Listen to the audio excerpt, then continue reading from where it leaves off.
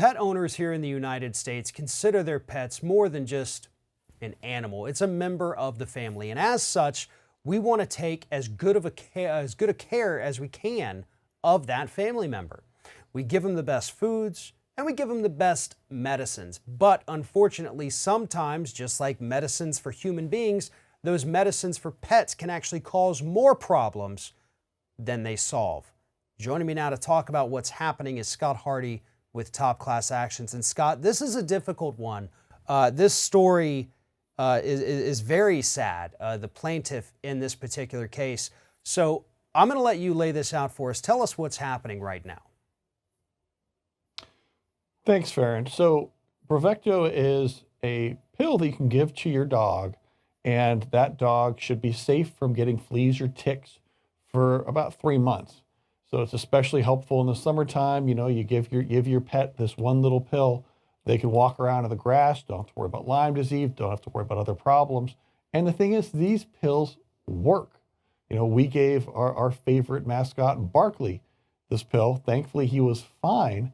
And when we were out there running through the grass in Maine and New York, he's perfect.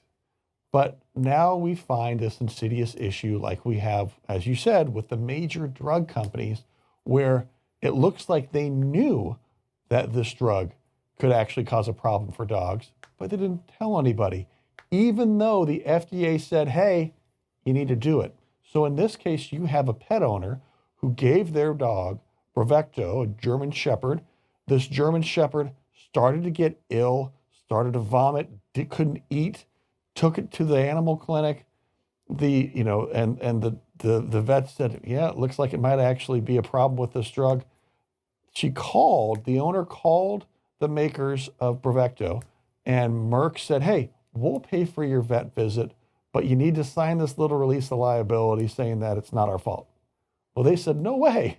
You know, we're not going to try to hide this from other pet owners. If Bravecto is a problem, then, you know, people need to know about it. So the dog keeps getting sick, is actually getting diagnosed with meningitis, and the meningitis is connected to an allergic reaction from Bravecto. And that's why this class action was filed. After we find out that the FDA issued an alert about possible neurological events connected to this and similar drugs. Right. They actually they refer to it as Bravecto toxicity. I mean, it's common enough to actually have its own terminology here. And part of the issue for this is, yeah, obviously, if this is a 3-month dosing, then it's got a lot of active ingredient in it, enough to last this animal, whether it's a 80-pound German Shepherd or a 5-pound Chihuahua, it lasts for 3 months. And animal bodies cannot process things the way a human body can. And when that thing that they're trying to process turns out to be a pesticide, which is what these flea and tick medicines are, that can cause huge problems in the animal, especially in such large doses. Yeah, it's easier. That way you don't forget and your pet is always protected. But these are very large doses of pesticides going inside of these animals. And, that obviously, as this lawsuit claims, we're seeing huge problems for that. The FDA says we're seeing huge problems from that. And this is terrifying for pet owners. I mean, this story, this woman's German Shepherd did not get better, right? I mean, I know that might be a little bit of an aside here, but this isn't something that just kind of clears up this toxicity and then it goes away and then the pet is fine. This is a almost life-altering, at least in this one instance that we know of, for the life of the animal. Exactly. This woman, they had to bring their German Shepherd back into the hospital, the animal hospital, multiple times. They've racked up tens of thousands of dollars in debt because of these hospital visits. It's not something, as you said, their dog has just got better. The FDA issued that warning to highlight neurological events because these events were seen consistently across the isoxazoline class of products, which are these, as you said, these pesticides that were given these dogs and cats so they don't get ticks. But Bravecto failed to disclose these risks to consumers and misrepresented the safety of the product. That's what this class action and these lawsuits are alleging, is that, Bravecto and Merck knew about these problems. The FDA said you have to warn people, but Merck didn't tell and failed to warn vets about these problems, the hospitals that are prescribing it. They failed to warn owners that this drug could put their dog or cat in the hospital and rack up thousands of dollars in bills.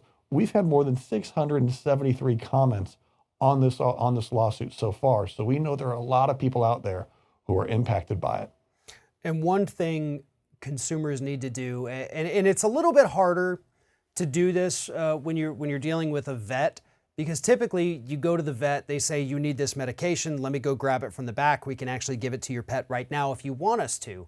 Versus a human, you go to the doctor, you get your prescription, you go to your farm, you've got time in between, but vets will often have it on hand and say, do you want us to go ahead and give this to us? Before that happens though, this is what consumers need to do. Check up on the medication, look it up, look for any FDA warnings on it, look for any lawsuits on the medications, because in many instances, as this case points out, the vets were not told the information by the company. So not saying vets aren't, informed on this. Sometimes they are and they will tell you, but if they're not, you need to take that extra step, look it up on the FDA, see if something has happened with this, see if there's lawsuits before you put that in your animal. And for more information about this, please follow the link in the description of this video, head on over to Top Class Actions, and make sure you sign up for their weekly newsletter. Scott Hardy with Top Class Actions, always a pleasure talking to you. Thank you. You're welcome, Farron. Thanks for your time.